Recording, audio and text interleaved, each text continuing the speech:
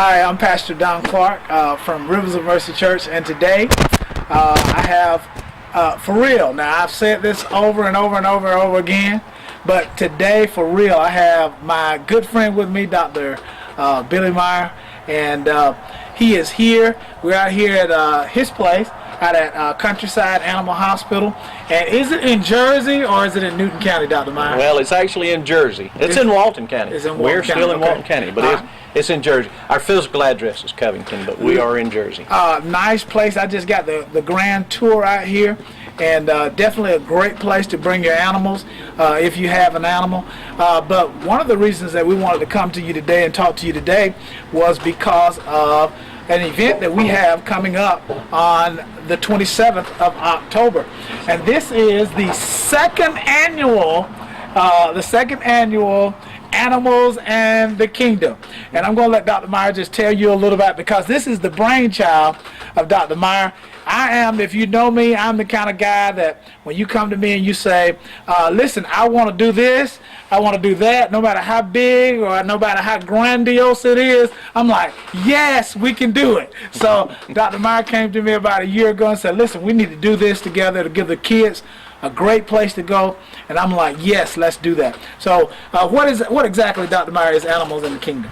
Well, and I have to give credit where credit's due. It actually started in my brain when Pastor Clark asked, was there some way we could bring a horse or something to Rivers of Mercy, some kind of animal to... And we've done that a few times. Yeah, we've done that a few times. But I got to thinking, the kids need a chance to meet a lot of animals, and I knew that we couldn't bring them to Rivers of Mercy. Right. That was a little bit difficult. I was trying to get them over there, though. So we decided to get with a few of the churches around, and some of the churches are participating by letting us use their church vans to bring children, and adults for that matter, here, and we have an arena where we can set the animals up, and the kids can pet the animals. We actually have goats that they can milk. Right. We're going to have baby goats that they can feed. We also have horses that they can ride. Of course, the horses will be led by the owner, and there'll be someone walking beside the horse to make sure the child doesn't fall off. Last year we had some adults that rode. Yes. And some of those adults had never even touched a horse, from what I understand. Right. And that's awesome. That's an awesome opportunity for people who have not had much interaction with animals to get the opportunity to either ride or pet, some unusual animals. I think last year there were some kind of fowls, some turkeys and that kind of thing that were here. And those are things that you kind of see on television sometimes, but a lot of times we don't get a chance to interact with those. But some of those things were out here. Now, are we going to have some of those this time? Well, right now on our list of things we're supposed to have are peacocks. We have a pair of doves. We have some chickens. We actually have some pet chickens that supposedly will hop up on your shoulder. Now, I don't know if that's going to happen or not. We have alpaca, which is very similar to the llama. We have sheep, goats. I'm efforting to get a calf in here, but horses, donkeys, things like that, just for the kids to come and pet and get to know. Right. Now, this year, last year there was a... now, this year we have... Because we've talked a little bit about this. There's no camel this year. There's no camel this year. But we have been promising a camel for 2 years now. We have a camel next year, we think. Yes, but we don't have one this year. Right, no. that's I can guarantee we're not going to have a camel this year.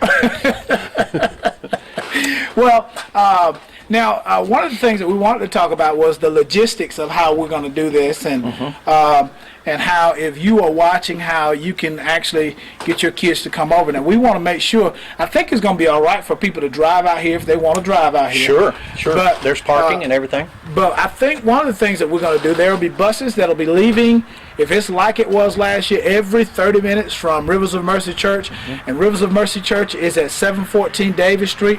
And we're going to begin on the 27th of October to pick people up at about 10 o'clock, I think is what it is. 10:30, somewhere along in there. 10 o'clock, 10:30, and they're going to begin every 30 minutes to drive people out here. And there's going to be food here. There's going to be animals for people to pet here.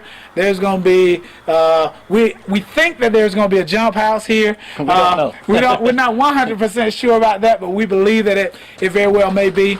And it's just going to be a great time for kids and a great time for families, and we really want to see you guys out here. We believe that it's going to be a great day, day for it. And we could stand to have a few more volunteers to come exactly right. Come and hug kids. Exactly. One of the things we want to do is just let the kids know that we love them, and let them know that God loves them, and just try to get them out here. And so if there's anybody wanting to volunteer, if there's a church group or anything like that that wants to come and help out, we'll welcome them. Well, talk a little bit. Since you said that, talk a little bit about the purpose. What you feel like the interaction with animals like that, what it actually brings into the life of a child. Well, I think just being able to see a different atmosphere from what they're used to, and maybe stimulate some children to possibly get into a field. Aspire to do something different. And so that's kind of where the whole idea is just bring kids out of the city that don't get a chance to see animals up close and personal very often, and from a truly selfish standpoint on my part, being a veterinarian, I want to see people own animals. Yeah. So if they get an opportunity to see and pet animals and get to think, well, I'd like to have one. Maybe they can't have one right now, but when they get older and have a place of their own, maybe they can have animals. So that's kind of one of the ideas. I like that, but I also like the fact that exposure to things actually gives children a reference to when they're going over things in school, and they begin to interact with you, and they begin to interact with other people who are animal owners, and they begin to find out what they do in life.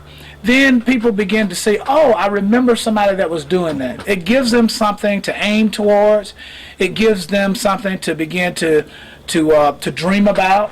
And I believe that those are the kind of things that actually help people to achieve greater things in life. So it is our desire also to just expose kids to different things that will cause them to just have their horizons broaden, and they'll just aspire to do great things. It's not easy to become a veterinarian, is it? Not really. No, it takes a lot of schooling, but I always say if I can do it, anybody can. So it's possible for almost anyone to do it. It just takes some determination. But And I know you might not remember the numbers and all that kind of stuff. And I think you and I have talked about this, and I think we talked a little while ago with Dr. Speed about some of this also, about the level of academics that it actually takes.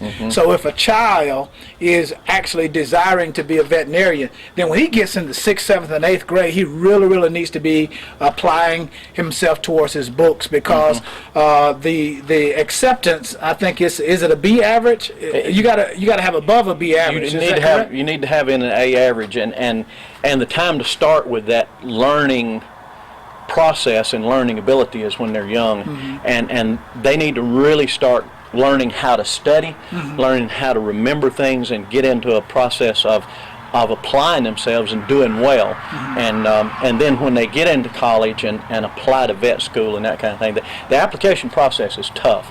There's a lot of competition, but it's doable, and anybody out there watching us is capable of doing it. It's just planning. Want it. A lot of planning. Yeah, and I believe that, because I think a lot of times people fail to go in life where they want to go because of they have not made the decision early on to plan on how to get there. So I want to let you know that Animals and the Kingdom, October the 27th. We'll be here. Last year I had the opportunity to ride the bus back and forth, and I kind of hung out here just a little bit, and I didn't get on any horses, and I'm sure that the horses were glad about that. But we began to pick up at Rivers of Mercy at 10 o'clock. Dr. Meyer, do you remember what the address of this place is? Yes, 3435 Mahan Road, Covington. It's a Covington address, but we're located in Jersey. We're right out on the suburbs of Jersey, Georgia. So we're right off of 138 on Youth Jersey Road, approximately 2 miles off of 138. So if you want to drive here, come on, that'd be great. I do want to stress one thing, that animals and the kingdom. This is about the kingdom. And Right. that's the main reason we're asking kids to come here. We want to expose them to things, but we also just want to let them know that they're loved by us, loved by God. Yeah, So yeah. that's the big thing. That's an awesome thing. Yeah. That's an awesome thing. That makes all things possible That does. It because does. of him. So even if you're a mediocre student, if you grab hold of God, God will help you to become a better student so Amen. that you can become what you want to become in life. So we believe that, and we believe that this is going to be beneficial to you and to your children and your family. So come on out, be with us. Thank you again for being with us today. We look forward to seeing you soon. Thank you.